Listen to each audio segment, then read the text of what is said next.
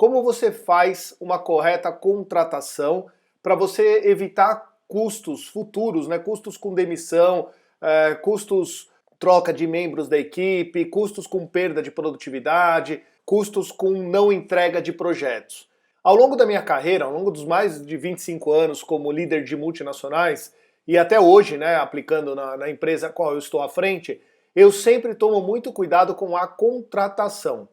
Teve uma vez que eu tomo tanto cuidado, né, com contratação, que uma vez eu estava discutindo com o departamento de recrutamento e seleção de uma grande empresa, de uma das maiores indústrias farmacêuticas do mundo, e justamente sobre o critério de contratação, né, o que eu deveria levar em consideração para contratar. E aí esse departamento de recrutamento e seleção, esse gerente, na verdade, ele me disse o seguinte, que eu precisava escolher os candidatos de acordo com aquilo que estava disponível no hall de candidatos que o RH me apresentava, né? E eu disse para ele que não, que se eu não encontrasse os candidatos naquele hall que o RH estivesse me apresentando, eu não contrataria. Porque se eu contratar o candidato errado, se eu contratar a pessoa errada, o que vai acontecer? Vai gerar um custo enorme futuro. Então eu vou contratar uma pessoa porque eu estou precisando, às pressas, mas aí no futuro eu vou ter um baita prejuízo. E um time engajado é o contrário disso, né? O time engajado ele traz melhores resultados, ele traz mais produtividade, mais eficiência, e a demissão é justamente o contrário, né? E eu sou contra aquela frase que dizem, né, que o melhor candidato é aquele que une o momento correto, ou seja, quando você está contratando e ele está no lugar correto. Eu sou mais a favor de o melhor candidato é aquele que supre as maiores necessidades daquela posição que você tem. Não importa o tempo. Obviamente que você não vai ficar buscando durante um tempo, 2, 3 anos, não é isso. Mas eu acho que você precisa buscar, eu acho que a qualidade tem que vir à frente do tempo aí, né? Então a qualidade, você buscar o candidato correto é melhor do que você contratar de forma rápida. E isso tem um conflito muito grande entre os departamentos da empresa, né? Porque, vou dar um exemplo do meu departamento. Eu sempre busquei profissionais que tinham que ter tecnicidade, né? Departamento financeiro exige tecnicidade. E eu sempre buscava um candidato perfeito para minha posição, ou ao menos que chegasse próximo da necessidade que eu tinha. E o RH sempre queria fechar a vaga o mais rápido possível.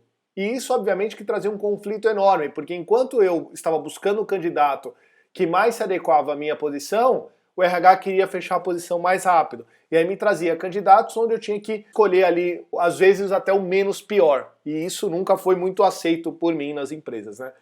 E eu nunca fui ensinado a contratar, porque os mais diversos cursos que eu fiz de liderança, nenhum deles me mostrava qual era o caminho que eu tinha que seguir para poder contratar a pessoa correta. E isso, obviamente, que gerava um esforço muito grande da minha parte para contratar a pessoa certa, e eu fui, ao longo da minha carreira, anotando todos os pontos que eram importantes na contratação. O custo de demitir um profissional, ele é muito alto. A própria demissão em si, custo de ausência de produtividade durante esse período que esse profissional não engajado estiver na equipe, custo de contratar uma pessoa que seja ativamente desengajada, mas o custo de manter um profissional desse também é altíssimo. E isso pode colocar a sua carreira em jogo. Então, se você não contrata corretamente, a sua carreira pode ser colocada em risco. Então, uma boa equipe, um bom time e um bom líder, principalmente, ele começa com uma boa formação de equipe. Muitas empresas usando simplesmente a entrevista como a contratação, né? E isso leva o jeito mais errado de contratar. Porque muitas vezes, quando você faz uma entrevista só com a pessoa, você tem afinidade.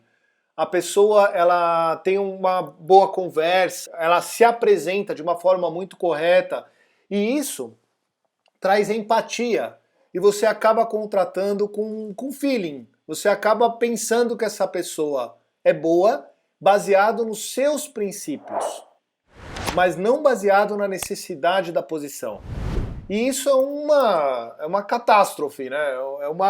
É muito ruim quando a gente fala de contratação correta.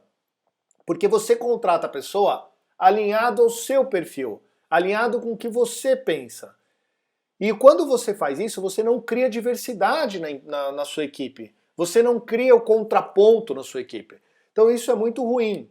E você contrata baseado no feeling. Você não faz uma análise técnica daquele processo de contratação. E o processo de contratação, ele tem que começar muito antes do processo de entrevista. Ele tem que começar muito antes de uma análise curricular. Ele tem que começar com um planejamento. Então o jeito certo de contratar é através de método. Quando a gente tem um custo de contratação errado, ele pode ser de 76% até 150% do salário anual. Só o custo de contratação. Ou seja, uma pessoa que ganha R$ 1.500 por mês, se a gente colocar 76% disso, né, e anualizar, a gente pode ter de 15 a 39 mil reais de prejuízo no ano por conta de uma contratação errada. Isso é uma pessoa que ganha R$ 1.500 por mês. Agora você imagina uma pessoa, ou seja, né, R$ 1.500 por mês pode gerar um prejuízo de até 39 mil no ano. Agora você imagina uma pessoa que ganha 10 mil, uma pessoa que ganha 15 mil reais. Se a gente estiver falando de 15 mil reais, pode chegar a 390 mil reais de prejuízo no ano por conta de uma contratação errada. Então esse é o custo de uma contratação errada. Além disso, obviamente, tem o tempo desperdiçado, né, pela organização, pelo time, e perda de oportunidade pela organização. Então a gente pode perder clientes, pode ter falha para entrar no determinado mercado, execução ruim, ineficiência, enfim. Perda da moral do time, que não tem nem como prever, né? E se você não começa o seu time, se você não contrata corretamente, você vai ter uma equipe fraca. E uma equipe fraca não vai te trazer resultados, não vai gerar performance para você, e obviamente isso vai afetar o seu papel como líder.